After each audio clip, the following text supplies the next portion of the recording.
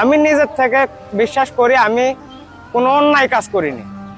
যেটা করছি আমার নিজের মন থেকে আমি ন্যায় কাজ করছি। একজন পশুকে হত্যা করছি আমি। তো যখন ও কোনো একটা নারীকে ধরেন রেপ করে বা জোর জবরদস্তি করে, ওই নারীর বাবা মা তো বলতে পারে না, যদি বলে দেয় হচ্ছে যে তার আর বিয়ে হয় না।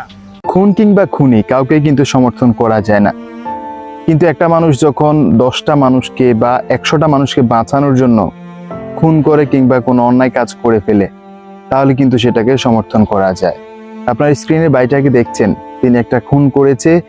খুনটা করে তিনি এত বেশি খুশি, এত বেশি আনন্দিত, যেন তিনি খুব বড় কোনো কাজ করে ফেলেছেন বা খুব আনন্দের কোনো কাজ করেছেন।